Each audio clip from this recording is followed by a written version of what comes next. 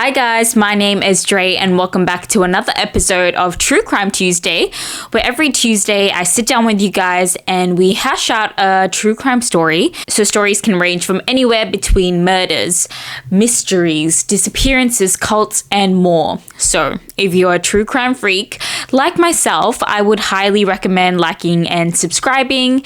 And if not, that's totally fine. I am more than happy that you're here with me today. Also, FYI, I just finished work and I feel and look pretty crusty. But it's been a hectic week. I normally I try to avoid filming on work nights. But alas, here we are, and that is okay. But just mind the crustiness for now. Okay, guys?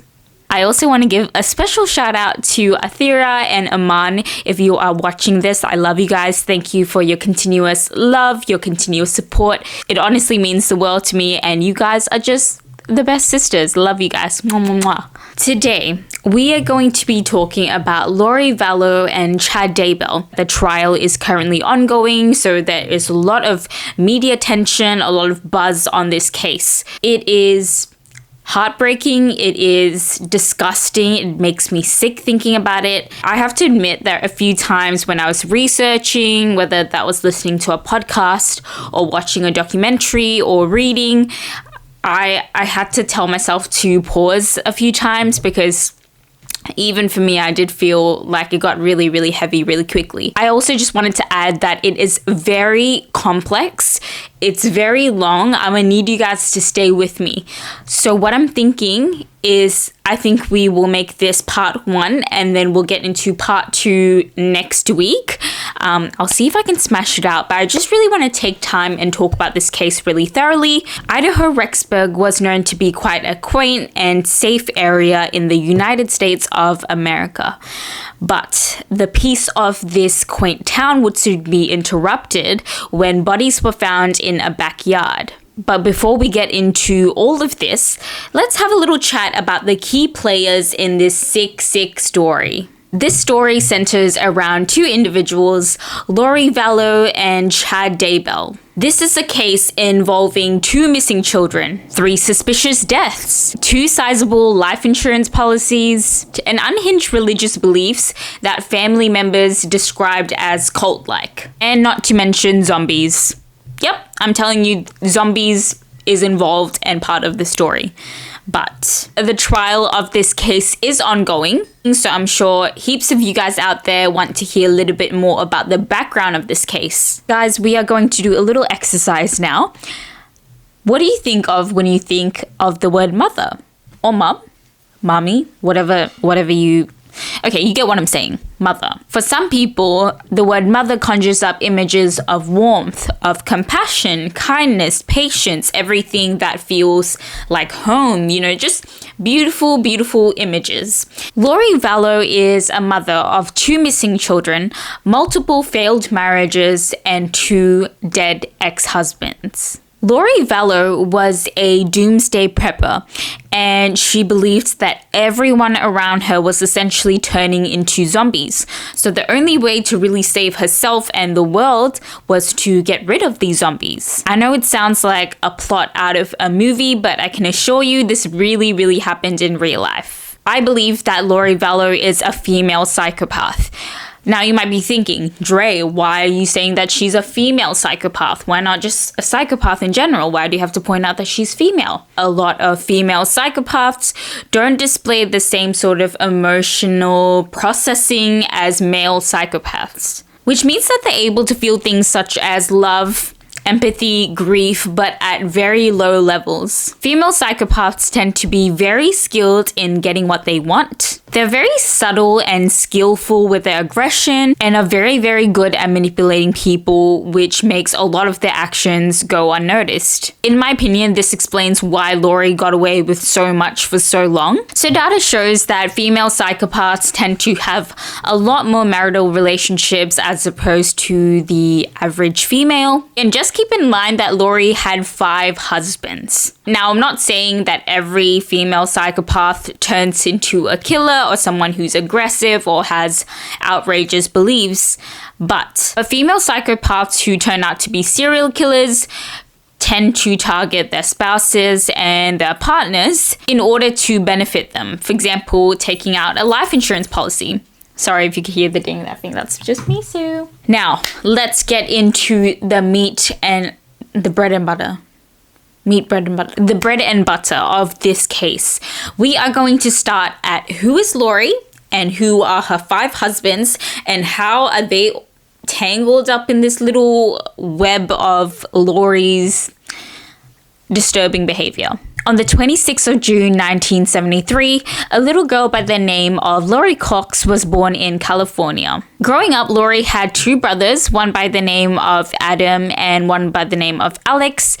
Alex is an important part of the story and is one of the key players, so just be aware that we will be bringing him up a little bit later. And she also had 2 sisters, I believe, so one by the name of Stacy and the other by the name of Summer. So I believe Lori was the middle child. Not much is known about her childhood, but she was a very attractive, very pretty young lady. At 1992, at the age of 19, she married her boyfriend Nelson Yanes, but soon after that marriage fell through. At the age of 22, she married a 23-year-old boy by the name of William Lagoya. Now, Lori and William had a son by the name of Colby, who was born in 1996. Interesting to know that he was actually later arrested on 2 counts of sexual assault in 2022, but eventually the charges are dropped. Anyway, William and Lori did not work out and they ended up divorcing. Are you with me? So she's got 2 husbands that she's married so far, and she has a child to one of those husbands. In 2001, Lori marries a gentleman by the name of Joseph Anthony Ryan Jr., who actually legally adopted Colby as his son. So then Lori had another child with Joseph Ryan, and her name was Tylee Ryan. So Tylee Ashlyn Ryan was born on the 24th of September in 2002. Colby was so thrilled to finally have a baby sister, and he said that he felt like it was a complete family. He also said that initially Joe was really nice and really sweet, and was just so happy that Joe was his legal parent. At the same time, Lori entered a beauty pageant in Texas and she was in her element. She even went on the TV show Wheel of Fortune, where she spoke about how beautiful her family was. Ryan from Austin, Texas, That's right. A hairstylist in Austin, hey? That's right, the best. How's the hair in Austin? It's good. Good. Austin's a happening place. Probably thanks to you. Pretty much. Talk about your family a little bit. I have a wonderful husband, Joseph, at home, who is watching our 2 beautiful children, Colby, who's 7, and Tylee, who is 1. Yeah, what do you guys like to do for fun? We like to play all kinds of sports on our 3 acres. Okay, it sounds like you have a nice life there. We do. Congratulations. Thank Nice to you. have you with us. From the outside, it looked like they had this picture-perfect family with, beautiful mom, 2 beautiful kids, and a loving husband. But soon after, Colby actually said that Joe started to show a very mean and aggressive and dark side. So Colby actually alleged that Joseph raped him and confided in his mother. This obviously didn't go down well with Lori, and the pair actually ended up divorcing. The divorce was finalized on the 18th of May in 2005. In 2006, Joe files a motion against Lori, stating that she was preventing him from seeing their daughter, Tylee. Lori Vallow had also accused Joe Ryan of touching and sexually abusing Tylee. Keith Taniguchi, who was Joseph Ryan's attorney, had said this about Lori. Lori is a mean person. She just didn't want him to see his kid.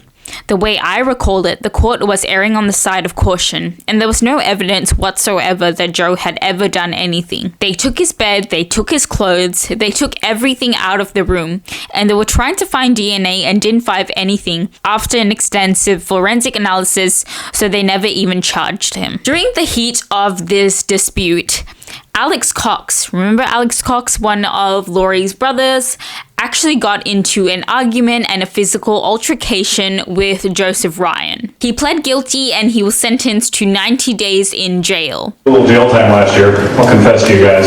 You ever had something that you knew was the right thing to do, but it turns out later on it was a felony?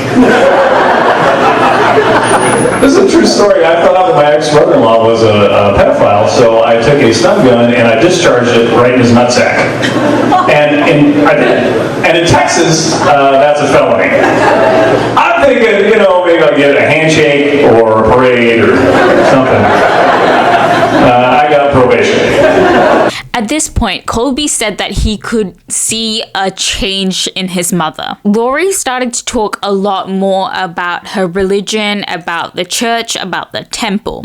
Also, I'm sure we are all mature enough to know that I'm not saying that the people from the LDS church are delusional or have the same twisted views as Lori. I'm just pointing it out that she grew up in that faith, and maybe part of what she believed in stem from parts of the teaching of the LDS faith.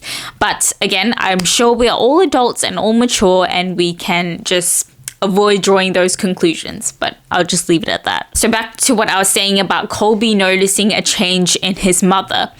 This aligned to a recording that was heard of Lori talking about her experience to a bishop. And she says something along the lines of, I'm either going to devote my life to the temple or I'm going to commit murder, because at this point I have nothing to lose. Now, we are jumping a little bit forward, I'm so sorry, but on the 3rd of April 2018, Joseph Ryan's body was found in his apartment. Sadly, the way he was found was quite upsetting. A neighbor's dog had noticed a strange smell coming from the apartment, and only then did people actually come into his apartment to look for him. So the cause of death was ruled by a heart attack.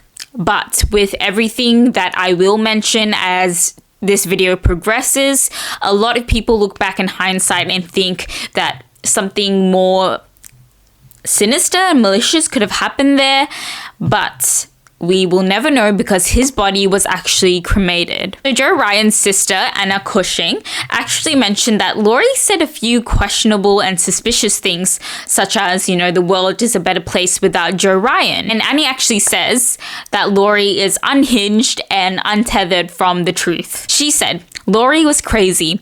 I saw a dark side of her when I was there, and it makes me question some of her claims. We know that female serial killers who are psychopaths tend to kill for the benefit of reaping things like their life insurance or estates. And this is no different in Joe Ryan's case, because Lori was constantly bragging about her being able to claim life insurance. So even though his death was listed on the 3rd of April in 2018, we actually don't know if this was the date that he actually passed away. It was just the date that he was found. It's also important to keep in mind that the custody battle between Lori and Joe for Tylee was still ongoing when Joe had passed away. Anyway, let's rewind to prior time. So we were at 2018 when Joe Ryan has died and was found dead in his apartment. We are rewinding back to the time that Joe Ryan and Lori are in this bitter custody battle.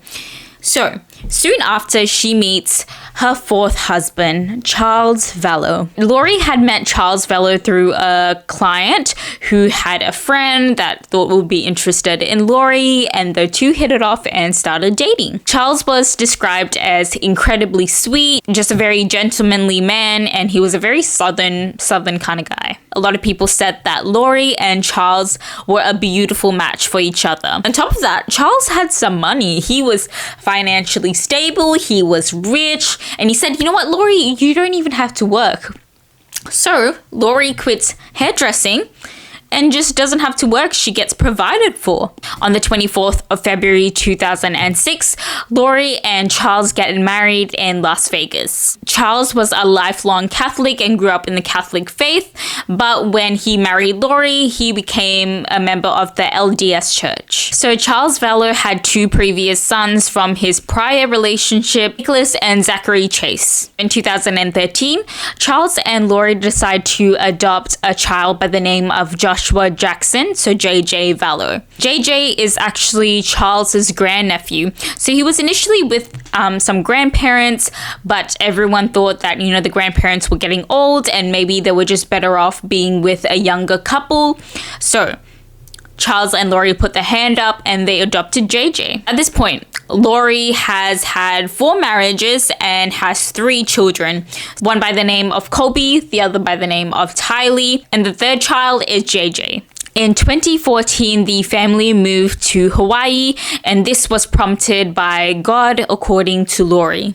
So JJ Vallow is a child with level 2 autism. A person with ASD level 2 typically means that they display deficits with social interaction and communication with others. They might find it difficult to communicate verbally as well as non-verbally. They might have difficulties with recognizing social cues. Also, typically people with ASD level 2 tend to be not so great with changes to their routines as well as their lifestyles, and they really enjoy that sort of pattern and ongoing structure. Colby was saying that initially he was worried that people would have to not be themselves around JJ to make sure that he was okay and he was doing well, but it turns out that Colby explained that JJ actually helped to bring out a very genuine side of everyone that was around him. And JJ especially loved his sister Tylee.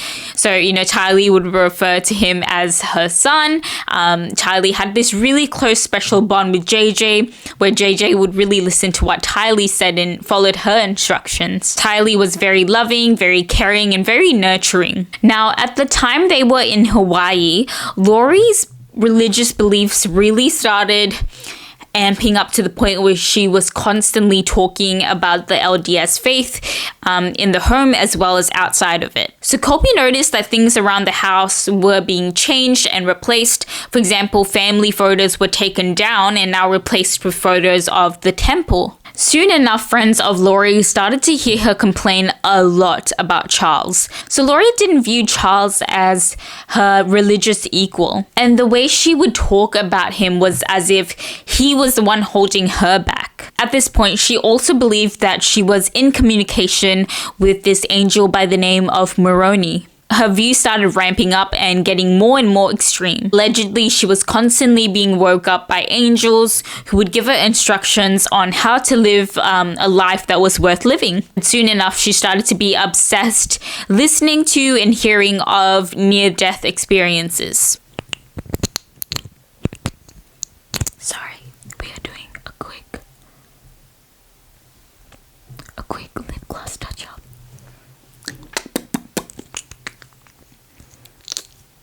Nice and moisturized. So, Lori is clearly very super invested in her faith and her religion, and she starts reading a series of books written by an author by the name of Chad Daybell. But in 2016, the Vallow family moved back to Chandler, Arizona. In 2016, when they moved back to Arizona, Colby actually meets a girl by the name of Kelsey, and soon enough, they get married. Because Kelsey was from a Christian faith and Colby started to go to a Christian church, Lori was not happy with Kelsey. She even went as far as to prevent Tylee from attending the wedding by organizing a ski trip for her, and it was said that Colby and Kelsey were really upset about this. Allegedly, after this wedding, there was a shift in Lori. She started to believe that the world was coming to the end and would not shut up talking about the end of the world and how she needed to prep. So she was buying supplies like tents, foods, beans, whatever you need for the end of daytimes, I guess. Lori was genuinely frightened, and she would say things like, "Oh, sometimes I just think it's best for me to get in the car with my kids and just drive off a cliff." Now, at this time, Lori and her brother Alex Cox began to grow really close, and they would frequently listen to this podcast talking about the end of times and this worldview that the world was ending, and it was called Field the Fire. That's where she meets her friend by the name of Melanie Gibb. In autumn of 2018, Lori and her friend Melanie Gibb attend a conference. This conference was called Preparing the People, and heaps of people gathered talking about the end of times. This is where Lori is actually introduced to Chad Daybell, who was the author of the books that she really liked before. According to Melanie Gibb, by the end of the weekend, Chad Daybell had actually told Lori that they were married in several lifetimes. Two soon started to communicate privately, and Lori was really into Chad. They were fatally attracted to each other, and it felt like for both of them, the whole world had suddenly shifted. Just bear in mind that at this time, Lori is still married to her husband, Charles Vallow, and Chad was actually a married man to his wife, Tammy Daybell, as well as their 5 children. So it's not like they were available or on the market anyway, but yeah. So Chad Daybell was an author. He was well known because he believed that he had this special gift where he would look at someone and he could tell them how many lives they had lived in the past lifetimes. He could actually rank people and could tell them if they were actually bad spirits or good spirits. So people respected him because they're like, whoa, this dude has a really cool gift and can see things that we can't see. Yeah, that was Chad Daybell. People in this church believe that everyone has lived at least one life, but most people have had several lives in different lifetimes. But his vision was that there would be an apocalypse and end of time, and he believed that it wouldn't be Jesus that came down to lead the group of people left in the world. He believed that it was himself, and he was responsible for leading the survivors of the end of times. He also believed that Rexburg, Idaho was the new Jerusalem.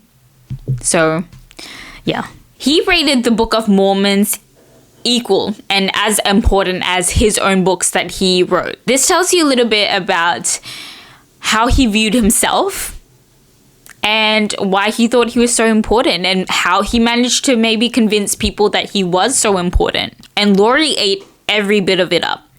Lori then started to believe that her husband, Charles Vallow, was actually a demon and that he was technically already dead, but that there was a demon living inside of him. Lori began to tell Colby, her oldest son, that Charles Vallow was cheating on her with some other woman. Charles was obviously like, what the hell's going on? I'm not cheating on you. Charles emails Colby saying, this is not happening. I'm not cheating on your mom. This is not your mom. She is changing. Her views are becoming more extreme. But Colby didn't want any part of it. And at that time, Colby truly believed that Charles was cheating on his mother. Lori advises her entire family to stop talking to Charles. Several weeks after Chad and Lori had met, Charles went off on a business trip to Houston. So according to Melanie Gibb, this is a summary of what Charles believed and the worldview that he promoted. According to Chad, he had lived 31 different lives across different lifetimes. Referred to some people as light individuals and others as dark individuals. Chad believed that dark individuals were of this earth and were essentially followers of Satan, whereas light individuals are followers of Jesus Christ. Chad told Lori that she had 21 separate lives, 5 of which occurred on planet Earth and 5 others on a different planet, and he was there at the same time. So Lori was thrilled and really attracted to this belief system, and like I said, she ate everything that Chad set up. On the 5th of December 2018, Lori and Chad Daybell appear on this podcast together, and the episode was called Time to Warrior Up.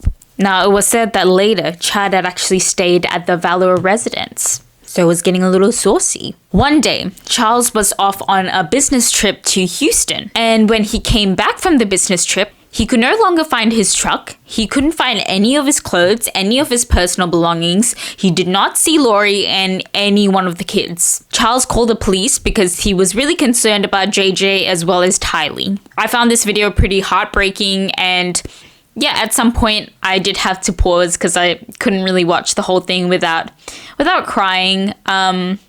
But yeah, it's heart-wrenching. You just hear him talking about how he is so concerned for the safety of his children.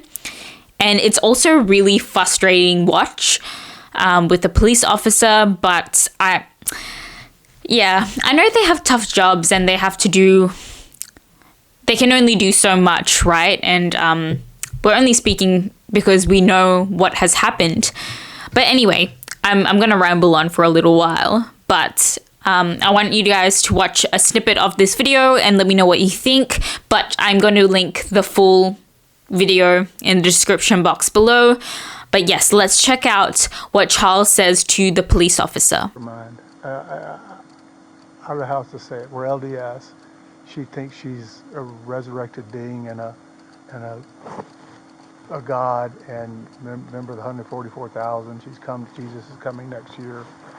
She took all the money out of her bank account today. My truck has gone from the airport. She went to the airport and got it. I just flew in from Houston, from Dallas. What makes her a danger to herself and to others? She threatened me, murder me, kill me. She threatened to murder you? Yes. And she said, how did she do that? My bishop right there is in the car. He was on the phone with me today when she said, I will have you destroyed, is what she said there. Okay, that's not a threat to kill you. Yesterday was a threat to kill me. Okay. What did she say yesterday? She said, you're not Charles. I don't know who you are, what you did with Charles, but I can murder you now with my powers. Okay. Okay? All right. Says I'm gonna kill you too. Yesterday was I'm So gonna she's kill speaking as a spiritual being. How does she pose a threat to your children?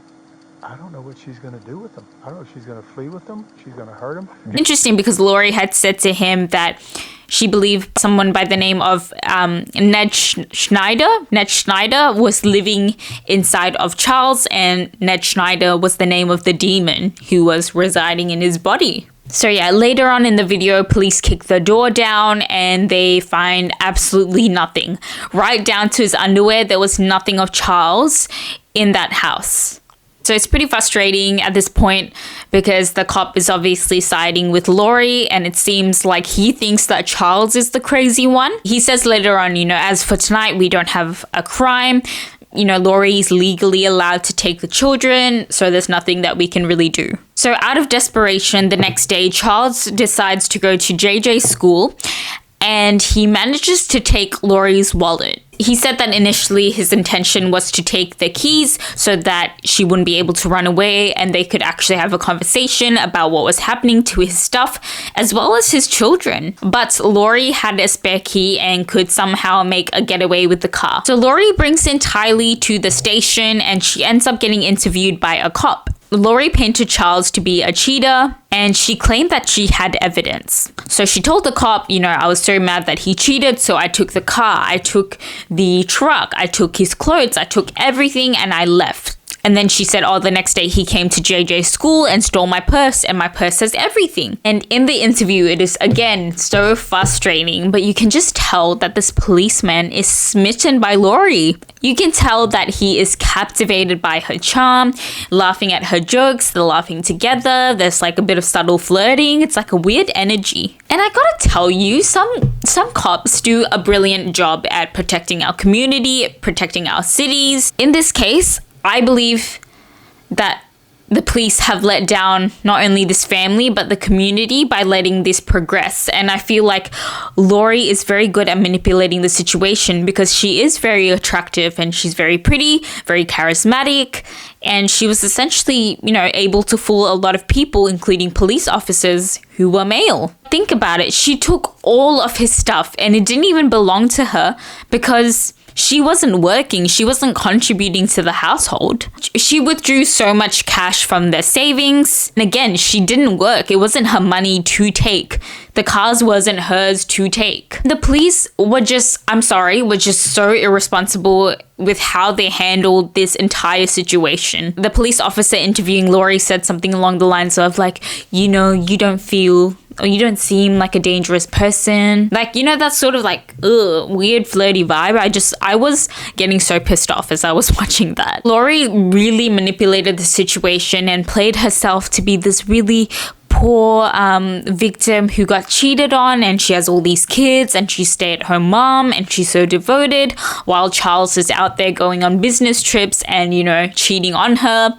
So she was really good at creating the narrative. So after this whole drama, Charles goes back to Houston and Lori actually stays at a house with the kids. And at this time, Tylee is devastated. By February 2019, Lori was telling Charles that she no longer cared about JJ as well as Charles. In the same month, Charles filed for divorce. He said that he has had enough with Lori constantly threatening to murder him, taking money out of the savings account, as well as stealing all of his personal belongings like his cars as well as truck. He filed for an order of protection because he was in genuine fear of his life. Charles was also really concerned for Tylee, but he couldn't technically include her in the filings, only because Tylee wasn't his biological daughter. Right from the get-go, Charles Vallow is suspicious of Lori and Chad Daybell's relationship. Charles found some evidence that pointed to Lori as well as Chad having an affair. So Charles Vallow is actually venting to Lori's other brother, Adam Cox.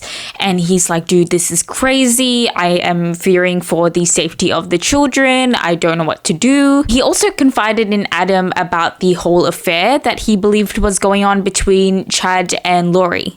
So Adam is like, hey, dude, why don't you get a private investigator so you actually know and you actually have evidence? Instead, Charles was like, no, I think I'm going to go directly to Tammy Daybell and just tell her directly because, you know, Chad acts like this family man who's super loyal and, you know, super holy, but in reality, he's actually having an affair with my wife. Lori was really quick to block him out of her life, mainly because he wasn't really taking her side on this. Lori knew that her brother Adam would essentially just call her out on her problematic behavior, and she just wasn't ready to hear it. Adam was actually planning to hold this sort of intervention situation where he would essentially call her out and tell her that what she was doing was wrong and that she needed to stop. But somehow Lori managed to find out that this intervention was taking place.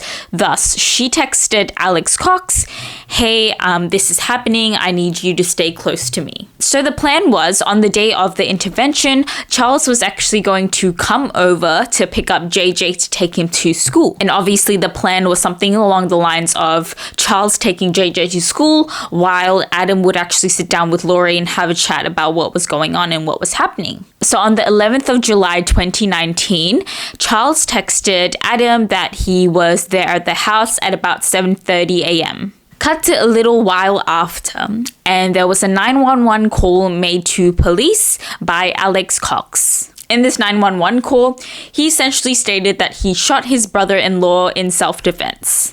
So police arrive and they're like, mate, what has happened? And according to Alex, this is what unfolded on the 11th of July 2019. According to them, Charles was super aggressive and super volatile. Charles allegedly got physically violent with Lori, and at that point, Tylee actually came out with a baseball bat that she had in her room and started to actually just poke at her dad like that. But somehow Charles had gotten a hold of that baseball bat. When Charles gets the baseball bat, he starts to threaten everyone. So at this point, Lori, JJ, and Tylee leave the house. So now at the residence, it's just Alex Cox as well as Charles Vallow. But then Alex claims that Charles came at him with a baseball bat and actually hit him in the back of his head with the baseball bat. So then Alex ran to his bedroom where he had kept a gun, and he actually came back out and shot Charles twice. So one in the chest and then one, I think, around his face. A few things weren't really making sense with the story. Now, Alex claimed that first of all, that Charles had hit him in the back of the head. And although he did have a small wound, people were saying, you know, Charles was really fit. He was pretty muscular. If he had actually hit Alex full force with a baseball bat, he would probably just be dead or unconscious. So the fact that he had the strength to get up from that room and then run to the other room to grab a gun is a little bit suspicious. And furthermore, they actually found that one shot was fired on his chest, and the second shot was fired when he was already laying on the ground. And to top it all off, Alex took close to 45 minutes to call 911. So Lori, when she pulls out of the driveway, she actually drives JJ to school, and then she takes Tylee to go shopping for flip-flops, I believe. I also think the CCTV footage of Lori stopping by a Burger King to grab JJ something to eat before school. So after Lori drops off JJ at school, Lori comes back to the residence with Tylee, and there are police everywhere. Through body cam footage, we can see Lori is clearly, she's got like this smug look on her face. She's sort of smiling. Apparently, she was really nonchalant. She didn't even ask if Charles, her husband, was okay. She was answering questions. She was really calm. She was cooperative. It just seemed like she knew that this was coming. So then Lori texts Charles' biological sons. Remember, he has 2 sons. So Lori says, Hi boys, I have very sad news. Your father passed away yesterday. I'm making arrangements and I'll keep you informed with what's going on. I'm still not sure how to handle things. Just know that I love you and so did your dad. So imagine getting a text like this from your stepmother and she gives you no details and you have no idea how your dad has passed away. So the boys are like super confused and outraged. So they're trying to call Lori and Lori doesn't pick up her phone. She also doesn't tell them that he was shot by Alex Cox. She's been telling different people different things. She told JJ School that he had committed suicide. She told her own son Colby that Charles had died from a heart attack. So she was telling different people different things. I don't know what she was trying to do. Did she think she was smart and people weren't going to talk and get to the bottom of what actually happened? But only 2 days after Charles Vallow was shot, she actually tries to file a claim with Charles' insurance policy. Remember how we said that he was pretty well off and pretty rich? He was like, my husband was shot, but I am the primary beneficiary, am I not? And they're like, excuse me, ma'am, you're actually not. So Charles had a $1 million insurance policy and Lori, awkward, was not the primary beneficiary. Thank the Lord. That ain't you. I'm sorry, girl. So then Lori texted Chad Daybell and she said, so I talked to the insurance company. He had changed it in March. So it was probably Ned before we got rid of him. Remember Ned? Ned is the demon that was living inside of Charles. They can't tell me, of course, but it's done. I'll still get $4,000 a month from SS. So at this point, Lori starts to act really paranoid and she tells people that something and some people are after her. So then Lori told Colby, her son, that they were moving to somewhere cold and he was going to try to put Tylee and JJ in school. According to Colby, as well as Tylee's maternal grandmother, Tylee seemed really upset about this move, but she wasn't really verbalizing it. According to the family, it was believed that Tylee really believed everything that Lori was saying to her in terms of them being in danger and how she had enemies. So the next day, Lori just left with her children. Now, the family back home didn't actually know exactly where they were going, but they kept trying to get in contact with Tylee. They always had a really rough time trying to get a hold of Tylee, especially Colby. So Colby would frequently text Tylee, and it seemed like after a while, Tylee wasn't really responding like she normally did. So Colby actually picked up on the fact that she doesn't normally type in all lowercase, and she wouldn't use punctuation normally, but when she was texting Colby, all of a sudden she was. And Colby actually called her out on this behavior and was just like, look, like this doesn't sound like you. Can I call you? And Tylee was like, no, I'm super busy. I can't right now. So it was really, really hard to get hold of Tylee from her end. Colby was like, this feels suspicious and weird. So I'm actually going to text my own mom, Lori, to see if I can get a hold of Tylee that way. And Colby had confronted Lori.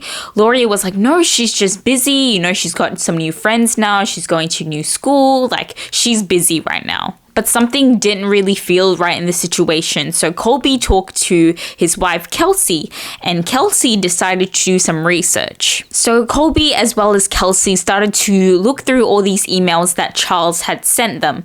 Remember I said earlier that Charles had sent the family a bunch of different emails, but Lori had essentially manipulated the situation so that Charles was perceived as the crazy one. Because of this, a lot of Lori's family just ignored Charles' emails. But as Kelsey and Colby are looking through these emails, they see something that makes their heart sink. One of the emails from Charles read, she calls her own daughter a dark spirit. Please send help. Earlier, we touched on what a dark spirit is, but essentially, they believed that a dark spirit was essentially a zombie.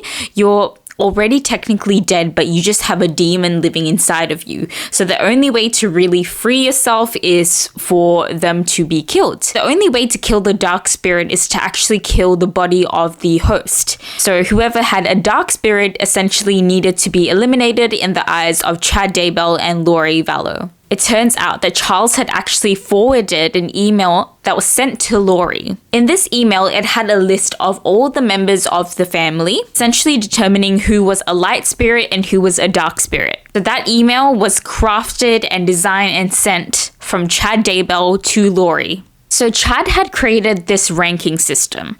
Essentially, he believed that he had the gift to be able to distinguish who was a good person, who was a bad person, who was a dark spirit, and who was a light spirit. He believed that there were 20,000 zombies and they needed to be eliminated. And because they were zombies, it was justifiable that the murders could be committed. So later they had found text messages between Lori and Alex.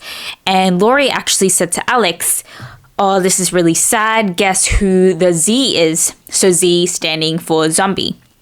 And Alex is like, who is it? Well, unfortunately in the email, Kelsey and Colby see that Tylee is listed as a dark spirit. She's not only a dark spirit in the email, but according to Chad Daybell, she's a 4.1 dark spirit. And just for context, 6 is the darkest that you can get. Colby and Kelsey said that as soon as they saw that, their hearts sank because they knew that at that point, it had been too late because they haven't been able to actually FaceTime or see Tylee in ages. The text that she was responding to didn't really sound like her. And lastly, Lori Daybell has immersed herself into this belief system to the point where Colby started to grow really, really worried for the safety of not only JJ, but of his sister Tylee. Okay, I think we are going to cap it here because there's just way too much information and I don't want to overwhelm you guys. But let's do a little review, a little summary of what has happened and what we have spoken about today. Lori, female psychopath, has had 5 marital relationships. The first one didn't last long, a little bit irrelevant. The second one was the father of Colby. The third one, Joseph Ryan, was the father of Tylee and he died of a heart attack. The fourth one is Charles Vallow, who was murdered by Alex Cox. The fifth is to be revealed, but I'm pretty sure we already know who we're talking about. It's Chad Daybell. Yes, part 2, I am hoping to finish everything.